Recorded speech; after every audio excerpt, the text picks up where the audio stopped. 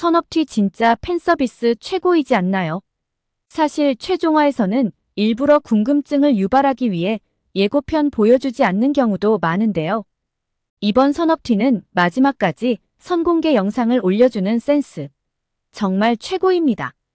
다음 회차 선공개 영상도 꼬박꼬박 올려주고 어그로 끌기 위해 너무 자극적인 방법도 쓰지 않고 그만큼 실력으로 승부를 보겠다는 거겠죠. 최종화에서는 모두가 바라던 대로 선재와 소리 행복한 장면들로 가득합니다. 선재는 유람선에서 소리에게 프러포즈하는 이벤트를 준비하는 걸로 보이는데요. 물론 살짝 타이밍이 맞지 않는 것 같기도 합니다. 하지만 그 완벽하지 않음이 오히려 선재를 더 매력적이게 보이게 하지 않나 싶습니다. 예고편에서는 알콩달콩 침대 위에서 둘이 장난치는 모습을 볼 수 있는데요. 소리는 선재에게 우리 이러고 있으니 신혼부부 같지 않아? 라며 장난스럽게 얘기를 하죠. 하지만 선재는 너무 좋은 나머지 어찌할 바 몰라 입틀막을 하는 선재입니다. 이 시간 함께 하기까지 얼마나 오랜 시간이 걸렸나요? 선재는 매 순간 너무 행복해하는데요. 너무 좋고 행복한 나머지 소리를 안으며 우리 소리 없고 튀어버릴까? 라는 말까지 합니다. 하지만 이렇게 행복한 순간에도 살짝 두려운 마음이 드는 건 지나친 걱정일까요? 선재는 소리에게 다시 내가 다른 시간으로 가버릴까 두렵다는 말을 하는데요. 아마도 3번에 걸친 타임슬립 실패에서 오는 학습 효과이지 않을까 싶습니다. 소리가 그토록 운명을 거부했음에도 다시 소리를 만날 수밖에 없는 것에는 소리 할머니의 말에 답이 있지 않나 싶습니다. 기억은 사라지는 것이 아니고 모두 내 영혼에 스미는 것이다. 내 머리로는 잊어도 내 영혼은 간직하고 있다. 그래서 선재에게 소리에 대한 기억은 사라졌어도 몸이 먼저 반응하고 소리를 처음 만났지만 어디선가 본 듯한 낯설지 않음과 자신도 모르게 자꾸 소리를 떠올리게 되는 이유이지 않았나 싶습니다. 선재는 오래 사는 것보다 더 중요한 것이 사랑하는 사람과 함께하는 것이라고 말합니다. 또한 자신은 그 어떤 시간 속에서 소리를 만나더라도 다시 소리를 사랑했을 거라고 말하는데요. 이것이야말로 진정 바꿀 수도 피할 수도 없는 운명이지 않을까 싶습니다. 그런데 아직 불안의 요소는 끝나지 않은 것 같습니다.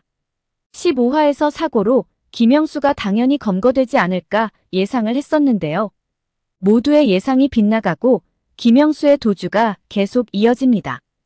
그리고 도주하는 김영수의 뒤를 태성이가 머리에 피를 흘리며 힘겹게 쫓아가는 장면이 나오는데요. 그런데 그 장면을 보는 순간 태성이가 혹시 위험하지 않을까? 불안한 느낌이 든다면 기우일까요? 선재를 사고에서 구해주는 건 태성이일 거라는 건 예상되었던 일인데요. 그런데 사고 장소에서 또다시 도주하는 김영수는 예상하지 못했었던 일입니다.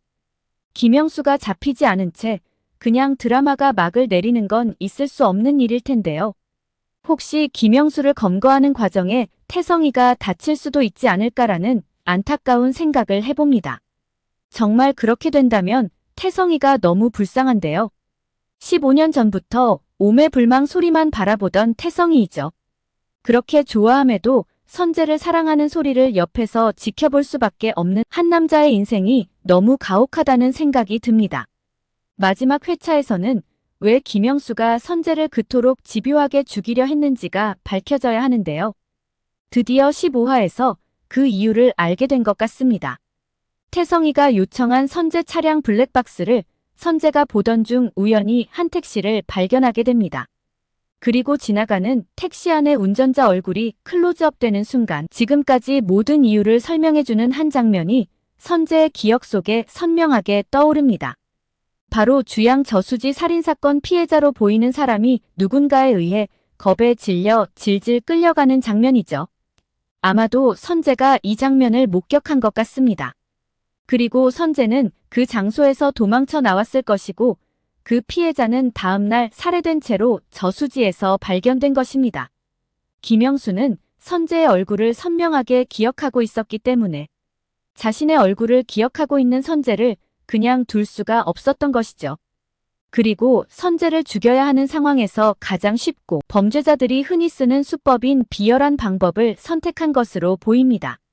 바로 선재의 가장 약한 고리인 소리를 선택한 것이죠.